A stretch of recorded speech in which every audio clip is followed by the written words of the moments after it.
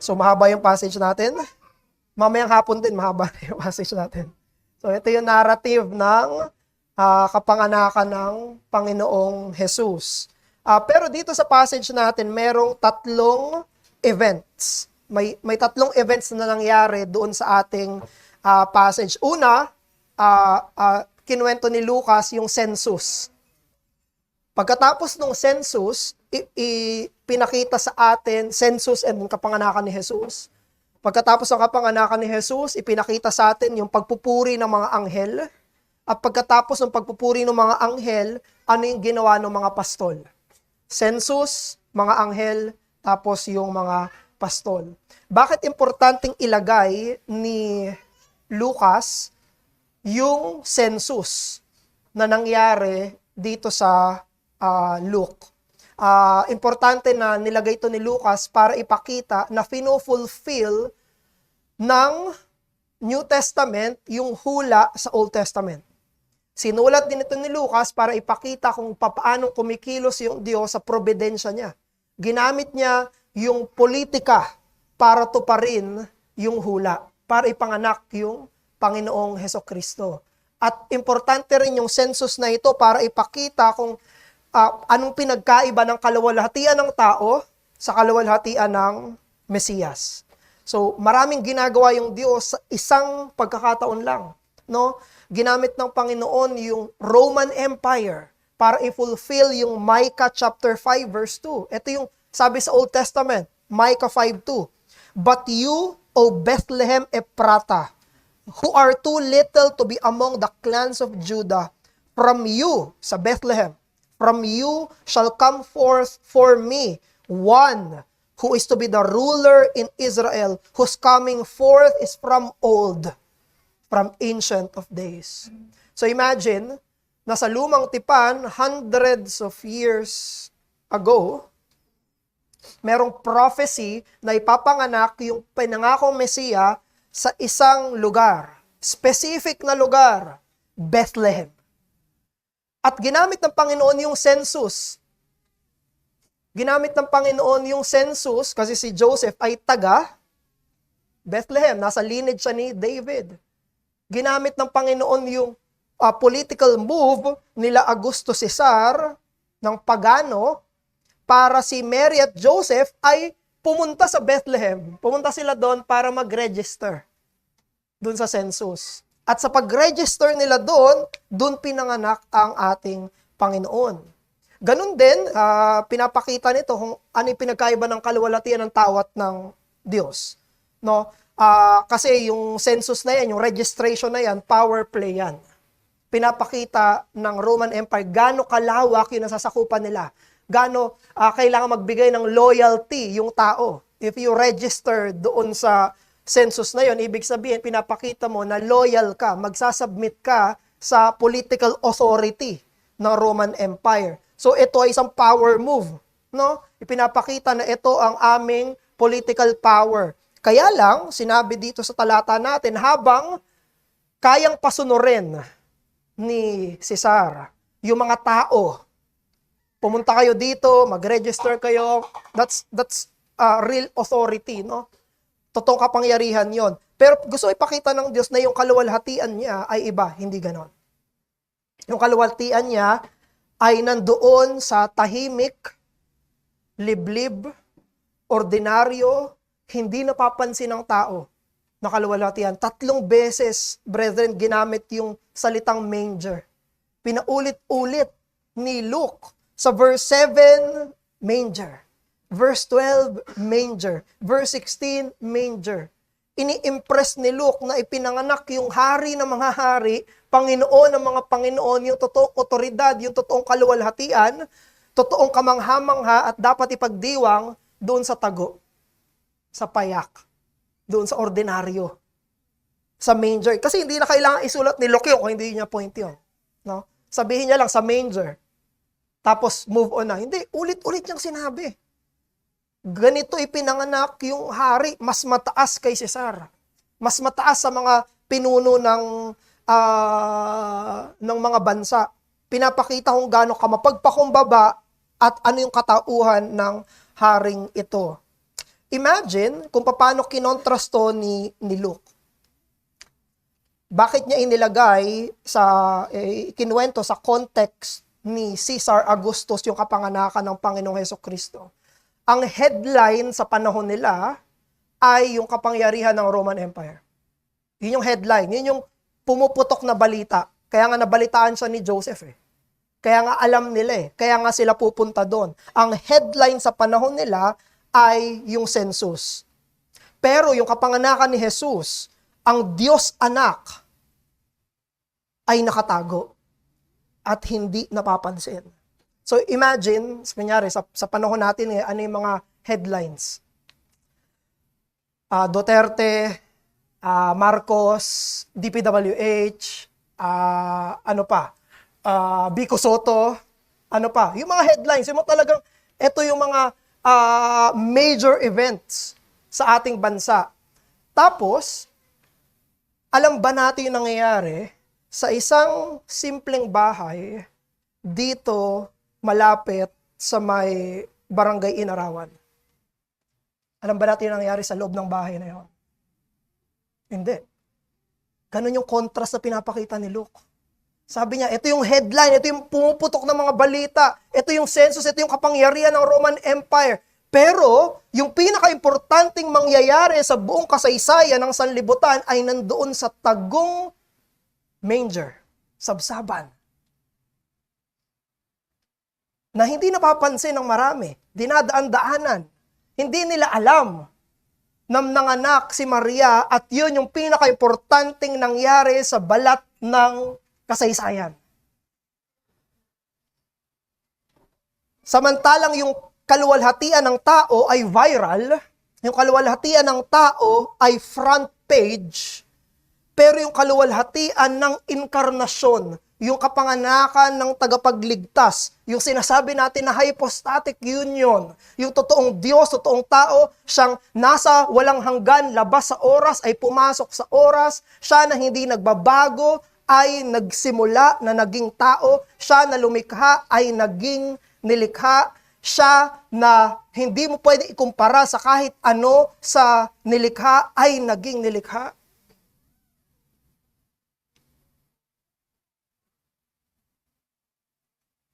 Nakatago, hindi napapansin. It was hidden and it was unnoticed. Pero may nakapansin. Merong may totoong alam, nakakaalam ng katotohanan. Heaven knows what's truly important. Heaven knows what's truly significant. And it is what earth barely notices. Kung alin yung pinaka-importante, pinakamahalaga na hindi napapansin ng sanlibutan, ng mga tao, alam ng langit na ito yung pinakamahalaga sa lahat. Yung congratulatory celebration ng anghel nung bumukas yung langit, binalita ng anghel dun sa mga pastol, yung kapanganakan ni Kristo na nasa loob ng isang ordinaryong sabsaban sa Bethlehem. Alam ng mga anghel, pinadala sila ng Diyos. Alam ng anghel na itong ordinaryong bahay na to, ordinaryong lugar na to, kung saan pinanganak sa ordinaryong Jose at ordinaryong Maria, doon nangyayari yung magbabago sa kasaysayan ng mundo. Na etong ordinaryong kapanganakan na to, ang pag-asa ng lahat ng tao para sa walang hanggan nilang kahihinatnan. Saan? Nasaan? Nakatago sa sabsaban. No? So celebration bursts upon knowing that behind the ordinary, humble birth of Jesus lies the gospel truth of the incarnation. Pagdiriwang lang natin yung payak, ordinaryong kapanganakan ni Jesus dahil alam natin kung ano yung katotohanan sa likod nun. Alam natin yung significance nun. Alam natin bakit mahalaga iyon. Alam natin anong mensahe mismo ng kapanganakan ng Panginoong Hesukristo.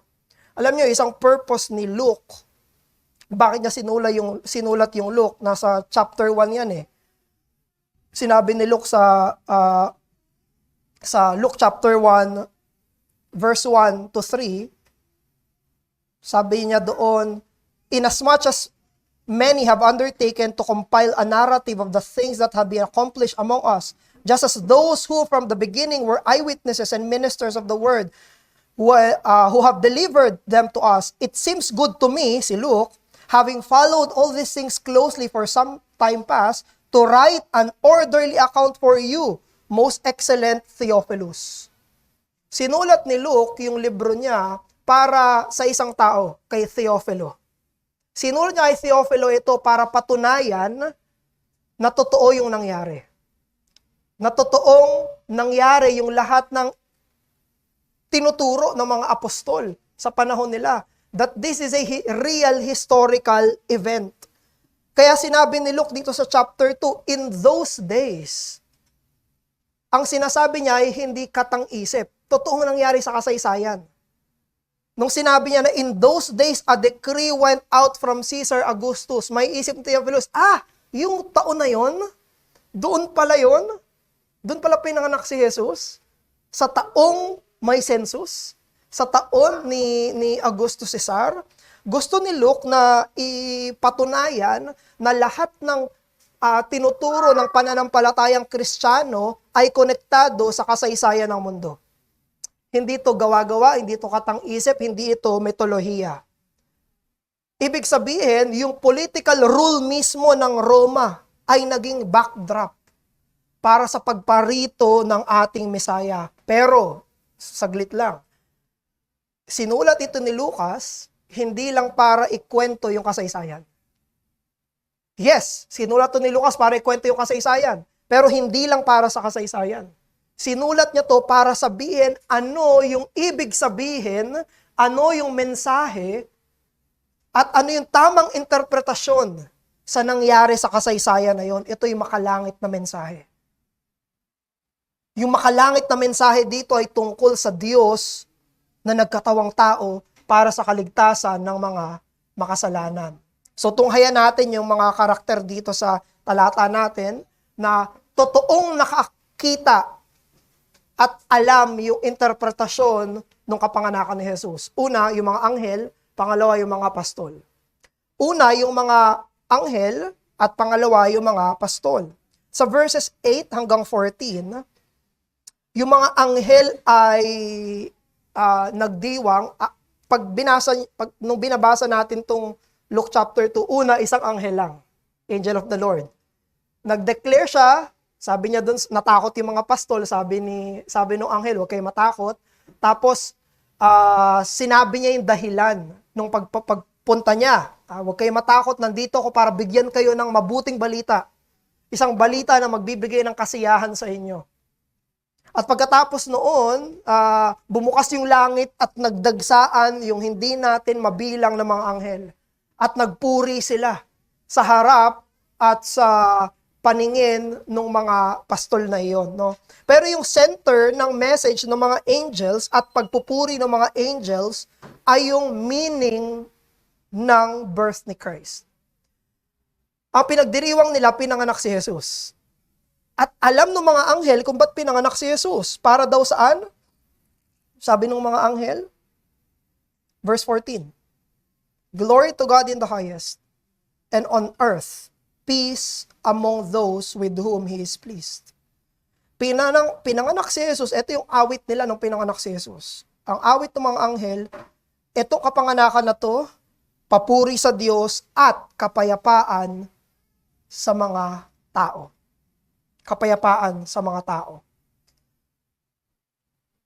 Ang ibig sabihin ng kapanganakan ni Jesus, nangyari iyon para pagkasunduin yung Diyos at mga makasalanan.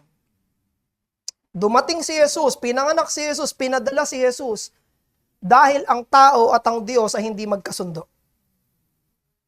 Peace. For there to be peace. Ang kapayapaan na yon ay kapayapaan sa harapan ng Diyos at sa tao. Yung kapayapaan na sinasabi ng mga anghel ay hindi subjective peace, hindi inner peace, hindi feeling of peace. Ito ay objective na kapayapaan. Kapayapaan na pwede lang ibigay ng totoong Diyos at totoo ring tao na si Jesucristo. Ibig sabihin, itong kapapanganak pa lang na to, na sanggol, ay may importanteng misyon na pagkatapos ng 30 taon sa kanyang buhay, meron siyang dapat gawin para pagkasunduin ng Diyos sa tao. Na after 30 years, itong kapapanganak pa lang ay kailangang mamatay sa krus ng Kalbaryo para ihatid yung kapayapaan na ito. At ito yung mensahe ng langit. Ito yung mensahe ng mga anghel. This is the message of heaven. That peace with God through Christ, this is what brings great joy to all sinners. Bago sabihin yung verse 14, balikan niyo yung verse 10. Sabi sa verse 10, and the angel said to them, fear not, for behold, I bring you good news of great joy. Yung good news of great joy, kapanganakan ni Jesus, na anong gagawin? Magbibigay ng kapayapaan. Ano magbibigay ng kasiyahan, totoong kasiyahan sa mga makasalanan? Ang magbibigay ng totoong kasiyahan sa mga makasalanan ay kung meron silang pakikipagkasundo sa harapan ng Diyos. If they will have peace with God. At very big deal ito. Sobrang big deal nito. Bakit big deal yung kapayapaan sa harapan ng Diyos? Dahil tayo ay makasalanan. Dahil tayo ay mga ipinanganak na kaaway ng Diyos. Ito yung mensahe ng Biblia. Tayo ay kaaway ng Diyos. At dahil hindi natin sinasabi na yung pagiging kaaway ng Diyos ay, again, subjective. Hindi objectively kaaway tayo ng Diyos. Hindi yung subjective na sasabihin ng mga tao na, wala naman akong beef sa Diyos Wala naman ako sama ng loob sa Kanya, hindi naman ako galit sa Kanya, wala naman ako, okay kami ng Diyos. Hindi yun yung pinag-uusapan. Hindi yung usapan, ano yung pakiramdam mo sa Diyos. Ang pinag-uusapan, ano yung sinasabi ng Biblia, nakatatayuan ng Diyos at tao at relasyon nilang dalawa. At dahil sa kasalanan, tayo ay totoong kaaway ng Diyos. May mga tao na pakiramdam nila hindi sila kaaway ng Diyos. Iniisip pa nga nila, sila ay close sa Diyos.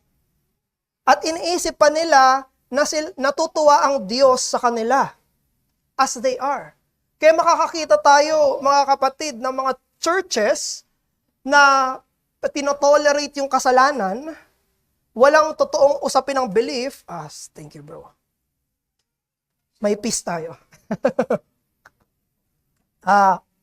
Meron, isipin nyo, yung mga nagsasabing Christian church sila, pero sila ay nagpo-promote ng LGBTQ. At meron pa silang ministers na LGBTQ. At meron pang mga churches na nagpo-promote ng abortion. Pero sa personal feeling nila, sa personal na tingin nila sa sarili nila, I have peace with God. Maayos kami ng Diyos. Ako ay walang problema sa harapan ng Diyos. Again, hindi yan ang pinag-uusapan natin. Ang pinag-uusapan natin dito ay ano yung totoong kalagayan natin objectively sa harapan ng Diyos. Hindi kung ano yung feeling natin. Hindi kung ano yung tingin natin. Ano yung katatayuan natin sa harapan ng Diyos. At dahil tayo ay makasalanan, ito yung objective na bad news. Sa harapan ng Diyos, tayo ay kaaway niya. James chapter 4, verse 4. Whoever wishes to be a friend of the world makes himself an enemy of God. Malinaw yun. Gusto mong maging kaibigan ka ng sanlibutan, kaaway ka ng Diyos. Maliwanag. Romans chapter 5, verse 10. Ang pinatutungkulan dito, bago ka ma-convert, bago ka maging Christian. Sabi sa Romans 5:10, for if while we were enemies, we were reconciled to God through the death of His Son. Ibig sabihin, bago tayo ma-convert, bago tayo maging mananampalataya, bago tayo ma-reconcile, una, hindi tayo reconcile. Una, tayo ay kaaway ng Diyos. Kaya ang isang malaking babala dito, kasi ito yung mensahe ng mga anghel peace through Christ. Hindi natural peace. Hindi pag pinanganak ka, may peace ka sa harapan ng Diyos. Hindi outside of Christ, may kapayapaan ka sa harapan ng Diyos. Hindi totoo yun. Huwag tayong maniwala sa false prophets, at sa false priests, at sa false messengers. Dahil alam nyo kung ano yung tinuturo ng mga bulaang tagapagturo, Jeremiah 6:14. Peace, peace, when there is no peace. Ito yung mensahe ng mga bulaang propeta. Sa panahon ng Israel, yung Israel, sumasamba sa Diyos-Diyosan. Yung mga Israel, napaka-unfaithful sa Diyos, pero yung false prophet, tinuturuan sila. Okay lang yan. May kapayapaan pa rin kayo. Anong sabi ni Jeremiah? False teaching. Mali yan. Hindi ka pwede magkaroon ng kapayapaan sa Diyos outside yung gracious covenant ng Diyos. Ano? Kaya sa atin, huwag tayong makontento sa cultural celebration ng Christianity o kaya maging Christmas, without repentantly believing in the atoning grace of the cross. Tayo ay magkakaroon ng kapayapaan sa harapan ng Diyos sa pamamagitan lang ng krus ni Jesus. Wala nang iba. Walang iba. Kailangan dumaan ka sa krus. Kailangan manampalataya ka kay Jesus. Kay Jesus lang mayroong kapayapaan sa harapan ng Diyos. No? Ito yung mensahe ng langit. Ang mensahe ng langit, kaya magbibigay siya ng kapayapaan, magbibigay siya ng kasiyahan, dahil pinagkakasundo niya yung hindi magkasundo. Ang Diyos at ang tao. At itong maliliit na kamay, maliliit na paa, maliit na tao sa sabsaban na bagong panganak pa lamang ay isang araw papasan ng galit ng Diyos na para bang siya yung kaaway ng Diyos. Ituturing siyang kaaway ng Diyos para makapagbigay siya ng totoong kapayapaan sa mga makasalanan. That's what happened at the cross. Yun yung message ng mga anghel. Na itong sanggol na to, isang araw, papasanin niya yung kasalanan ng sanlibutan. Bakit? Mga kaaway kasi sila ng Diyos. Papasanin niya yung kasalanan, yung pagiging kaaway, para tayo na kaaway ay hindi na maging kaaway ng Diyos. Yung first advent, first coming, ay kung saan pinasan ni Jesus ang parusa na dapat ay para sa mga kaaway. Yun yung biyaya ng Diyos. Kanino siya mapagbiyaya? Sa mga kaaway niya.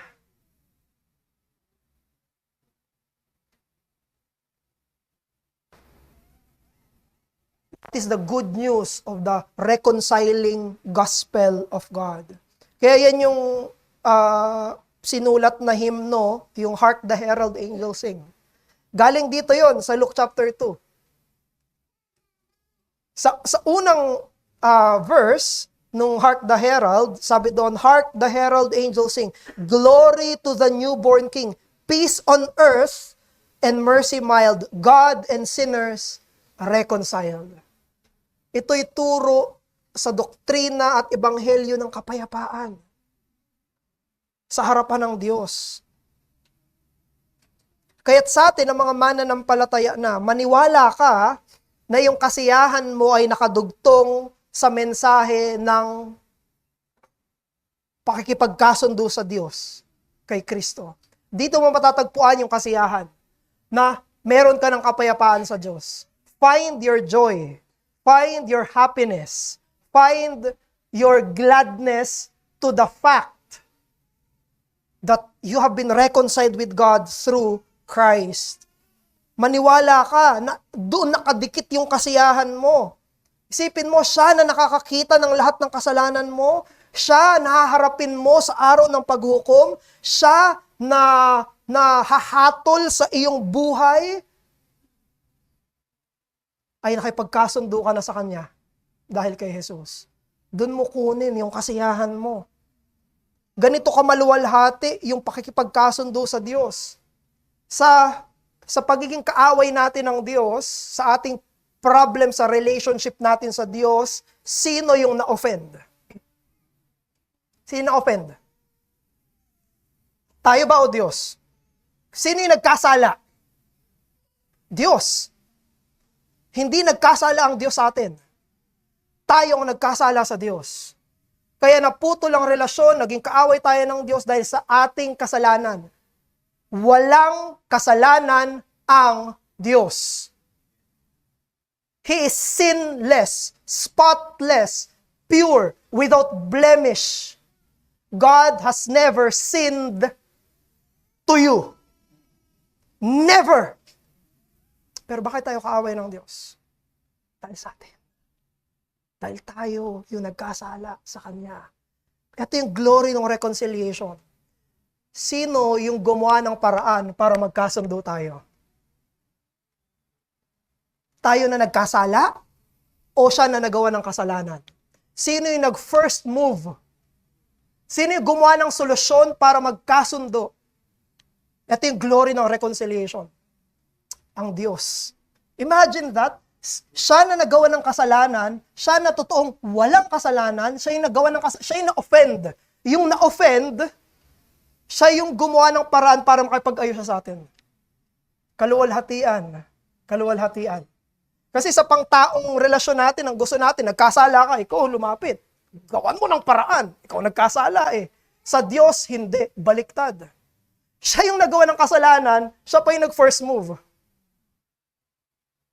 Siya pa yung nakipagkasundo sa harapan mismo natin, kaluwalhatian ng pakikipagkasundo. At itong reconciliation sa harapan ng Diyos ay hindi katulad ng kahit anong pakikipagkasundo ng tao. Bakit? Dahil ito lang yung totoong walang kasalanan yung isang side. Sa lahat po ng pagiging enemies or hindi pakikipagkasundo, palaging merong kasalanan ng dalawang panig. Palagi. Walang pwedeng sabihin na klase ng away o anumang hindi pakikipagkasundo na walang kasalanan ang isang panig. Palaging meron yan. No? Pero sa Diyos, siya lang yung wala. Tapos anong ginawa niya? He was the God who was supposed to cast us away. But He was the one who made the way to embrace us. Niyakap niya tayo. Sinabi niya, halika dito. Bibigyan kita ng matamis na relasyon sa akin. Tatawagin kitang anak. Anak. Ituturing kitang anak. Wala kang makikita nun. Kaaway. Aampunin mo, gagawin mong anak. Galit na galit ako sa'yo. Kaaway kita, halika, ampunin kita. Walang ganon. Gusto mo, pag may kaaway, durugin mo. Pulbusin mo. O kaya, yun ang gusto mo sa kaaway. Pero ang Diyos, hindi. Grabe. Ang ginawa niya, sa pamamagitan ng bugtong kong anak, ikaw yayakapin ko. Yun yung kaluwalhatian. Ito yung magbibigay kasiyahan sa atin. Itong Diyos na nagawan ko ng kasalanan, ay niyakap ako. Dahil sa sakripisyo ng kanyang anak na si Jesus. At itong announcement na ito, brothers, ay personal at present. Nung sinabi niya to dun sa mga shepherds, sinabi niya ito personally, hindi generic. Tignan nyo dito sa verse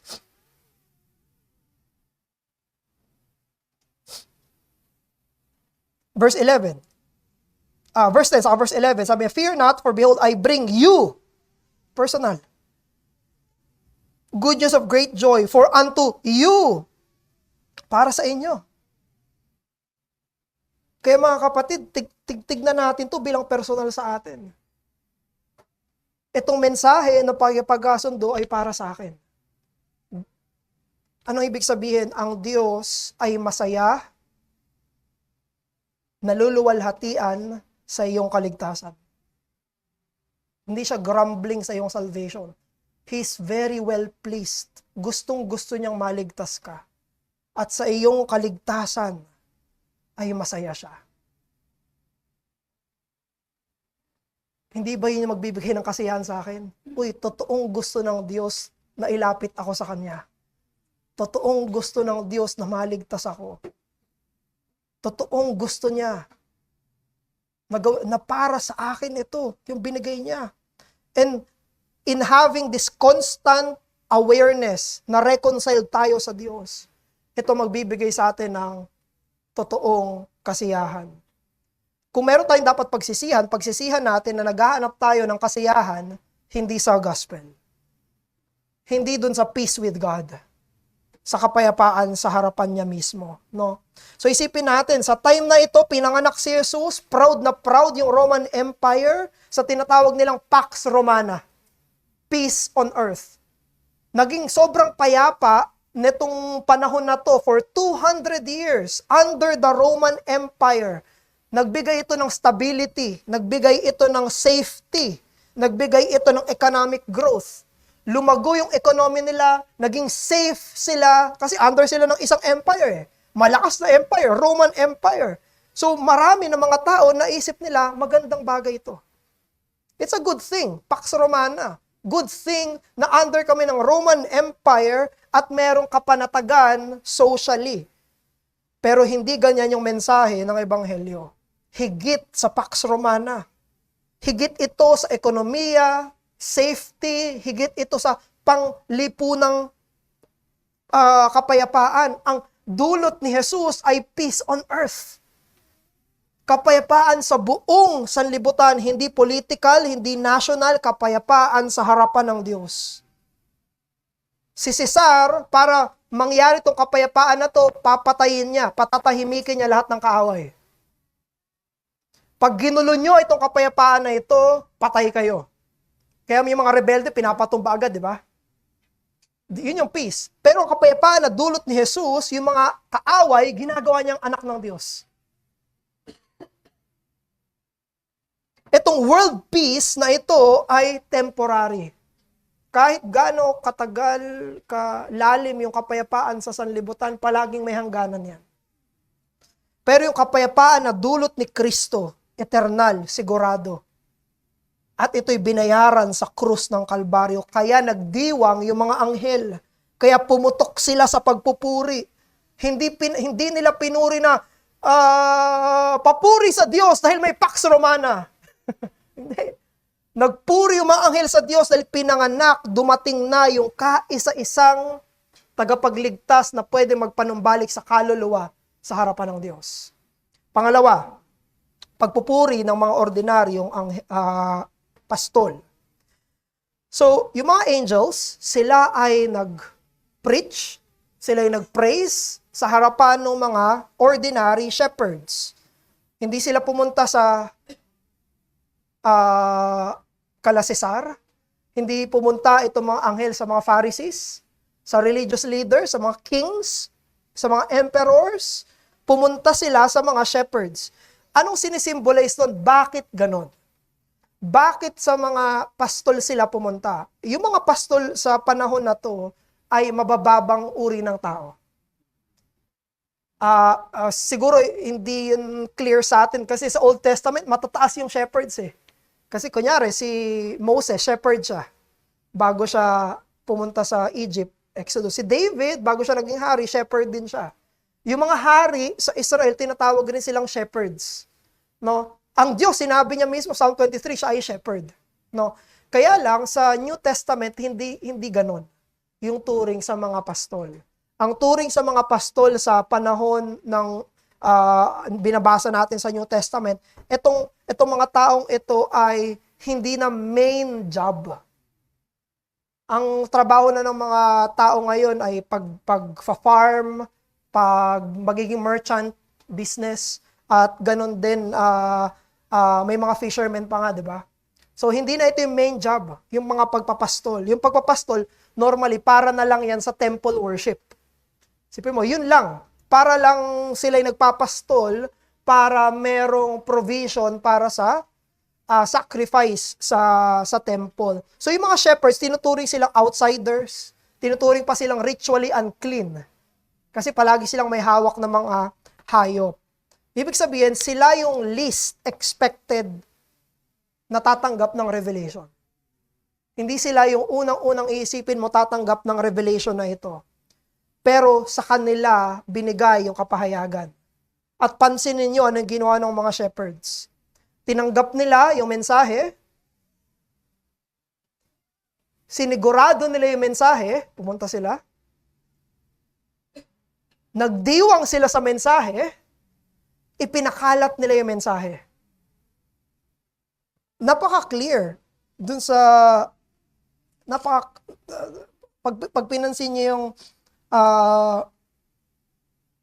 verse 17, sabi sa verse 17, and when they, yung shepherds, saw it, nakita nila si Jesus, yung baby, they made known the saying that had been told them.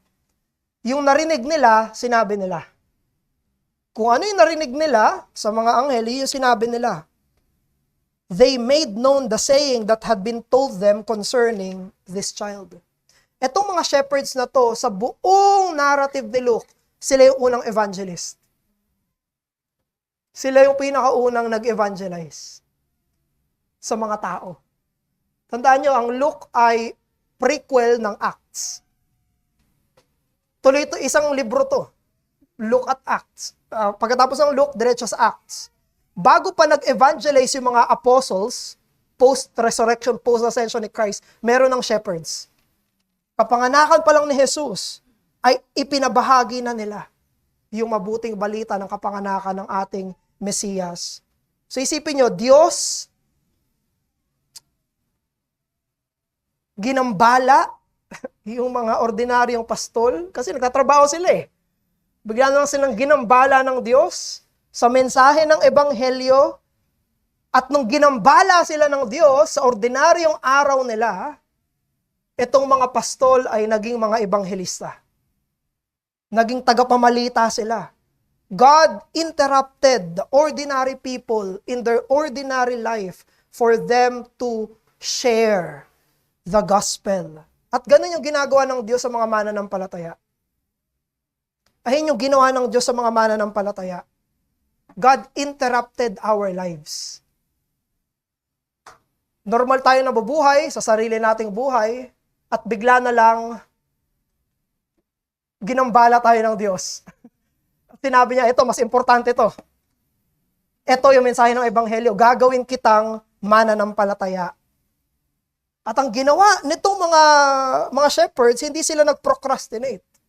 Hindi na sinabi, uy, mga anghel, balik tayo sa trabaho. Hindi. Agaran. Diretso agad sila. Pinamalita agad nila kung ano yung nakita nila. Ano? So that's why it should be same with us. Let the gospel you receive move the ordinary you to tell others about the Lord Jesus Christ. Worshipfully, no? Isang character yun na makikita natin dito sa angels saka sa mga shepherds. Kasi both sila, dineclare nila yung gospel ng masaya. Masaya sila pareho. Nagpupuri sila sa context ng worship, sa context ng nagpe-praise, doon nila dineclare yung message. Naniniwala silang totoo yung mensahe, kaya nila ito sinabi. Now, therefore, let me qualify and warn you. No? Baka iniisip ng ilan sa atin, kailangan muna maging successful ako sa buhay bago ko ma-share si Christ. Pag medyo successful na ako, papaniwalaan ako ng tao. O kaya naman, pag medyo influential na ako, pag medyo nakaangat-angat na ako sa buhay, saka ako i-share si Christ. Kasi doon may pedigree na ako. Wrong. No. The one thing that you need to have in order to share Christ is Christ. Yun lang. Kung nasa iyo si Jesus, pwede mo ipamahagi si Jesus. Yun lang. Wala ka na ibang bit-bit. Hindi mo kailangan ng estado, yaman, tagumpay, sa kriteria ng mundo, o anumang titulo, para ipamahagi mo ebanghelyo. Yan yung ginawa mismo ng mga pastol dito. Sabi ni D.T. Niles, evangelism is witness. It is one beggar telling other beggars where to get food. Yun lang ginagawa natin. Makasalanan ako, makasalanan ka, ito yung tagapagligtas, ito yung kailangan mo. Walang kinalaman to kung anong estado ko sa buhay. Walang kinalaman to kung anong estado mo sa buhay. Your evangelistic witness does not need to be special, brothers. Ang evangelistic witness na ini-imagine natin, pinapangarap natin, or ano ba yun? Dream natin na kapag nag-evangelize ka, tatanggap talaga yung mga tao. Ganon. O kaya pag sinare mo yung gospel, talagang tatanggapin agad nila. No, let it be as ordinary as it can be. And do it anyway. Hindi kailangan maging dramatic, hindi kailangan biglang umiyak na lang ang kinakausap mo. Ito ay sagot sa lahat. Hindi. Let it be as organic as it can be. Kausap mo lang siya, sinabi mo lang, napag-usapan nyo lang yung gospel, sinare mo lang yung gospel, tapos, umuwi kayo, tapos. Ganun yung ginawa ng mga anghel kasi pinaniwalaan nila kung ano yung narinig mismo nila. Let God deal with the rest. Kaya mo ang Diyos. Siya ang kikilos doon. Because you have heard and truly believed the gospel, let God use your ordinary life to bear witness of this good news. Now, magtatanong ako. Sino dito yung nakapag-share sa kanila ng gospel ay isang malaking tao? Yung na-convert, yung nag-share sa'yo ng gospel, na-convert ka, ang nakapag-convert sa'yo ay isang malaking tao, talagang worldwide evangelist, blah blah, ganon. Sino dito? Okay. Second question, sino dito ang naligtas at yung nag-share sa'yo ay isang ordinaryong tao lang? Yes, exactly. Maging sa akin. Sino yung nag-share ng gospel sa akin? Isang 4th year student, 3rd year student ako. Sino yun? Kilala ba na ibang tao yun? Kilala ba ng mga maraming tao yun? No. Therefore, ikaw rin, brother. You don't need to be special. You don't need to be someone. You don't need to be successful. You don't need to have anything. All you need is Christ. Do you have Christ? Then proclaim Christ. Bilang pagtatapos, bakit ipinanganak si Jesus? Pinanganak siya para bigyan ang mga makasalanan ng kapayapaan sa harapan ng Diyos. At kapag tinanggap na natin itong kapayapaan ng Diyos na ito, yun ang simula para tayo ay maging tagapamalita ng kapayapaan na yon. Gaano man tayo kaordinaryo ng merong sumasambang mga puso. Manalangin tayo. Ama namin, pinupuri po namin kayo sa talata dito sa Luke chapter 2. We are asking, Father, that ang mensahe na ito ay magdulot sa iyo ng kapurihan at ang mensahe na ito, Diyos, ay magdulot sa amin ng iba yung pagpapalalim sa pananampalataya namin. May we find our joy in the gospel and our motive to missions in the gospel too. Maraming salamat po, Panginoon. Sa iyo kami umaasa sa resulta ng lahat ng ito sa pangalan ng aming Panginoong Hesus. Amen.